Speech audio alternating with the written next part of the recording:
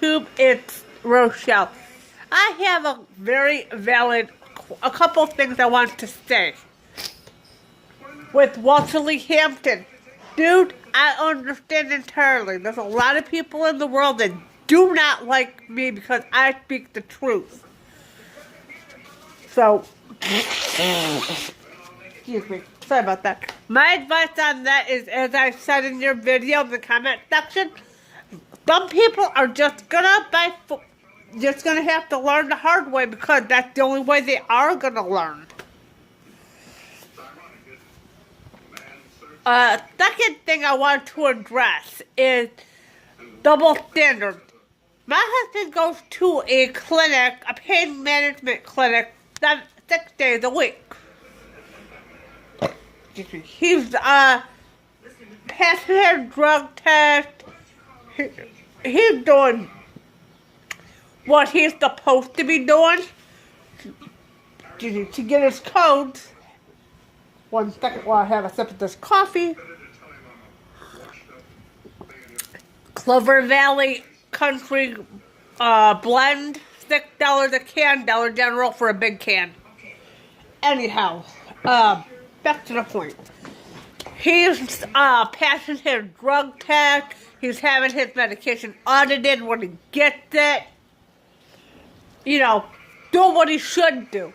And they won't give him a code at all, period. But if he ain't doing what he should be doing, he's not having his pills audited, he's throwing up drama, always high, always drunk, just a whole damn train wreck, they still wouldn't give him a code. So, he's in a lose-lose situation. And one of his counselors over there had the nerve to say, well, you should have X level of medication in your system at all times.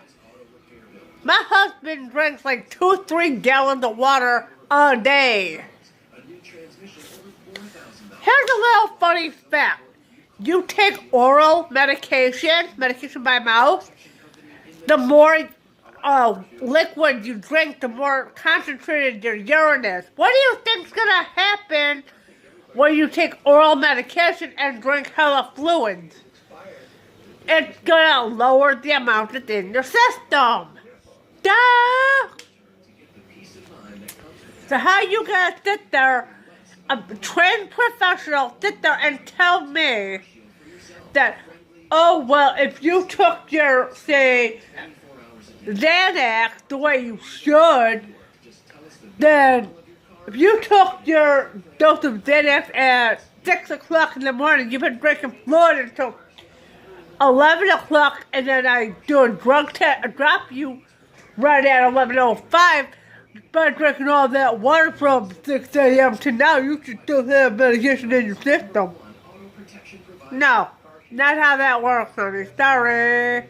No. So, what are we supposed to do? Please tell me what you want us to do.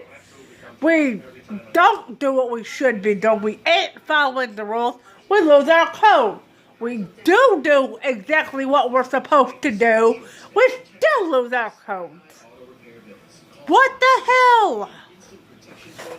Okay? And to Nadia, about the BMX, you can't be part of the natural hair movement. I am a white girl, as you can plainly see. And yes, I've had to do the big chop a few times in my life.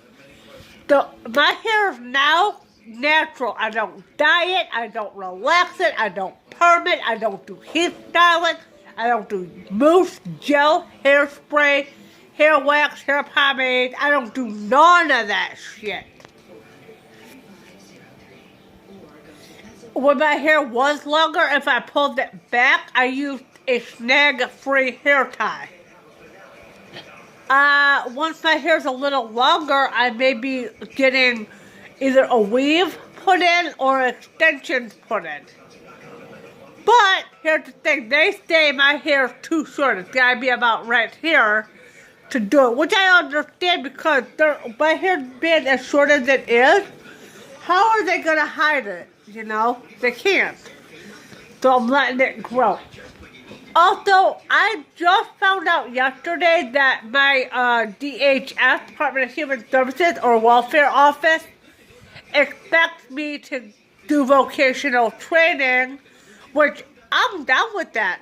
And my plan for what I'm going to do with my paychecks is, first thing I'm going to do is use the first 1 or 2 paychecks and get totally caught up on laundry depending on how much my checks are. And buy a shopping cart because my husband won't. The next check, I'm going to start once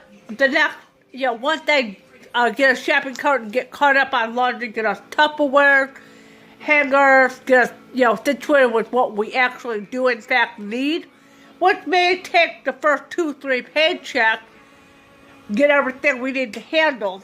The next few paychecks after that, I'm going to put to the side to put towards Christmas.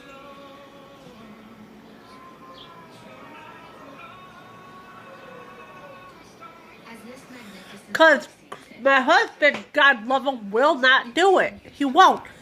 One thing that irritates the hell out of me that he's really bad about, he don't want the bedding to be all burned, but he falls asleep with a lit-ass cigarette in his mouth all the time and always burns the bedding.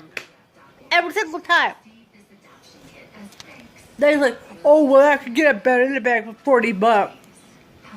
No. How about you take care of what you got? Okay? And I've been watching a lot of Kev on Stage, especially the Life is Like High School drama. Kev, you have no idea how right you are. I stopped dealing with a lot of these people because with some of them, it's all drama all the time. And I just ain't got that kind of time to deal with that. And to the financial hack, hello, how you doing? I stopped doing a lot of things that are self-destructive. Like I told Money Mom, when I go to Whole Foods to buy my dark chocolate espresso beans at $40 for 16 ounces, no, I could go to Aldi, which is like 2 blocks up, and get 20 ounces for $6, which is a full 4 ounces more than what Whole Foods is charging, and I only pay $6, well, $7 if you take tax into account, but still, $7 for 20 ounces of dark chocolate espresso beans, or $40 for 16 ounces at Whole Foods. No. So, we're not doing that. Bye.